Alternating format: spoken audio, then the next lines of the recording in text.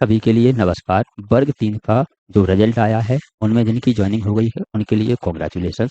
अब इसके बाद जो आगे स्टेप है, वह है डॉक्यूमेंट वेरिफिकेशन का होगा। वर्ग 3 में डॉक्यूमेंट वेरिफिकेशन जल्दी होंगे आपके। वेरिफिकेशन के लिए कौन-कौन से डॉक्यूमेंट लगना है आपको और कितनी प्रतियों में लगना है, क्या है, इसके बारे में संपूर्ण जानकारी है। तो सबसे पहले हम देखते हैं डॉक्यूमेंट वेरिफिकेशन। जो आपका प्राइमरी टीचर वर्ग 3 है, उसमें डॉक्यूमेंट वेरिफिकेशन के लिए आपको सभी ओरिजिनल दस्तावेज, ओरिजिनल डॉक्यूमेंट आपको रखना है। इसी के साथ आपको 3 प्रतियों में सेट बना के रखना है, इनकी कॉपी करवा के रखना है और इन सबको स्वयं प्रमाणित करना है, सेल्फ अटेस्ट करके आपको रखना है। इसी के साथ आपको फ़ोटो भी चाहिए, जिसमें 4-5 आप फ़ोटो रखेंगे। तो कम से कम 3 प्रतियों में सभी डॉक्यूमेंट के 3-3 सेट रखना है, जिसको सेल्फ अटेस्टेड करना है और आपको कम से कम 4-6 फ़ोटो चाहिए, अपने कम ना होना चाहिए, इसलिए इतनी फ़ोटो चाहिए। आगे और बताएँगे सही। यहाँ उन ज़रूरी दस्तावेज़ों की सूची दी गई है, जिनकी आवश्यकता आमतौर पर होती है। अनिवार्य शैक्षणिक डॉक्यूमेंट हैं आपके, कौन-कौन से हैं? सबसे पहले आपको हाई स्कूल की मार्कशीट है। हाई स्कूल की मार्कशीट आपको जो आपकी डेट ऑफ बर्थ है, वह हाई स्कूल की मार्कशीट से होती है।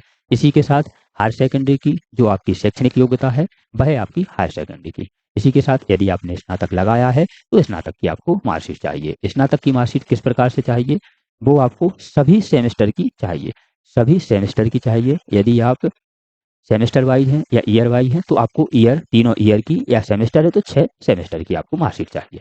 इसी के साथ आपको जो आपने डीएड किया है, डीएलएड किया है या इसके आपने समकक्ष डिप्लोमा किया है, तो उसकी आपको सभी सेमेस्टरों की मार्कशीट चाहिए।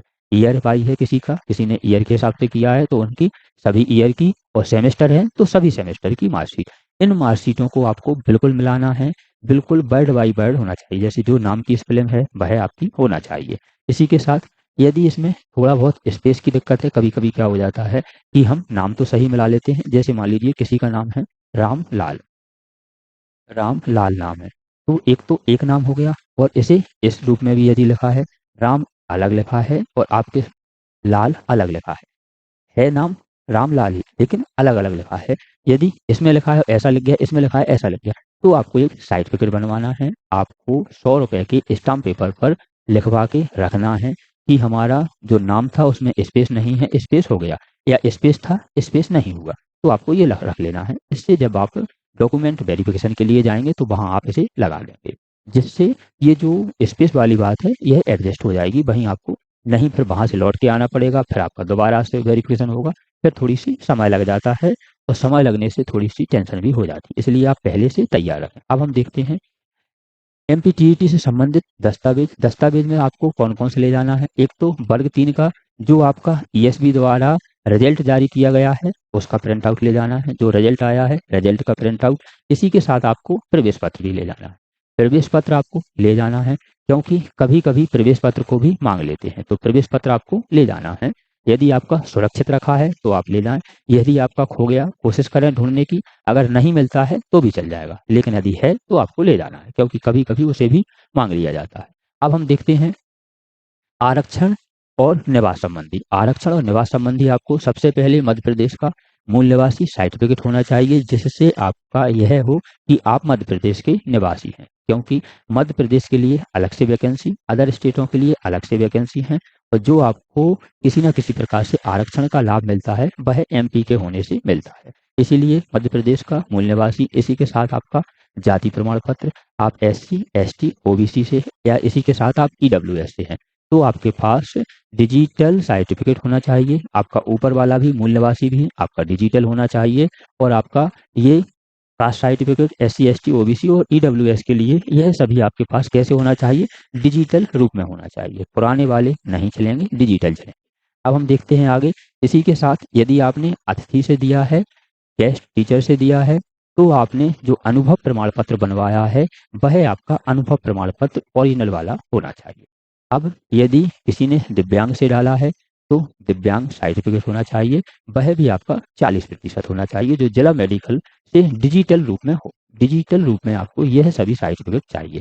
इसी के साथ जो भी भूतपूर्व सैनिक हैं, उनका भी सर्टिफिकेट लगेगा, क्योंकि जो भी लाभ लिया जाता है, उस लाभ का हमें डॉक्यूमेंट देना पड़ता है। वह आपका अतिथि हो, एससी, एसटी, ओबीसी, ईडब्ल्यूएस हो, दिव्यांग हो, भूतपूर्व सैनिक हो, उसका हमें सर्टिफिकेट देना पड़ेगा। तो वह सर्टिफिकेट डिजिटल रूप में ले जाना है। अब हम देखते हैं अन्य आवश्यक दस्तावेज। इसमें अन्य आवश्यक में कौन से हैं? पहचान पत्र, जिसमें आधार कार्ड, पैन कार्ड या वोटर आईडी हमारे पास होना चाहिए। आधार कार्ड सबसे अच्छा है, आधार कार्ड आप ले जाएं। इसी के साथ यदि कोई अभ्यर्थी हैं जिन्होंने अपना उपनाम चेंज करवाया है, कभी कभी कई अभ्यर्थी अपना उपनाम चेंज करवा लेते हैं, जैसे आगे कुछ लगा है तो उसे चेंज करवा लेते हैं।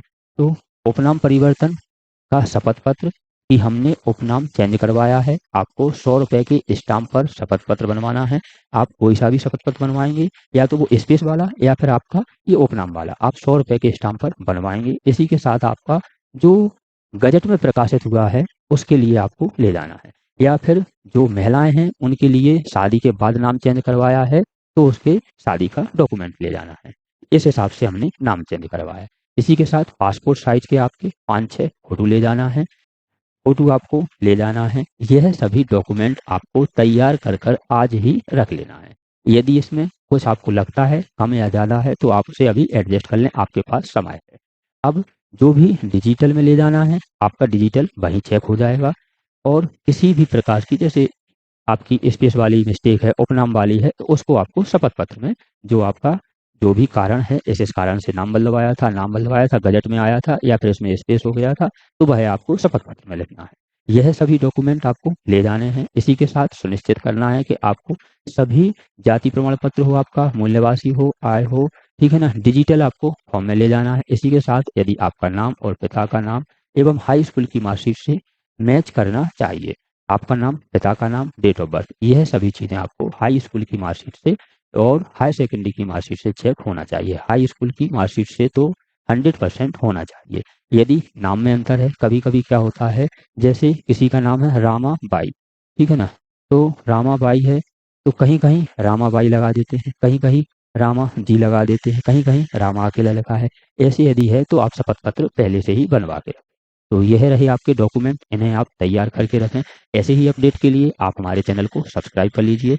ऐसे ही अपडेट हमारे चैनल पर आते रहते हैं। मिलते हैं एक और जानकारी, एक और अपडेट के साथ अगली वीडियो में। सभी के लिए नमस्कार। वर्ग 3 का जो रिजल्ट आया है उनमें जिनकी ज्वाइनिंग हो गई है उनके लिए कॉन्ग्रेचुलेसन।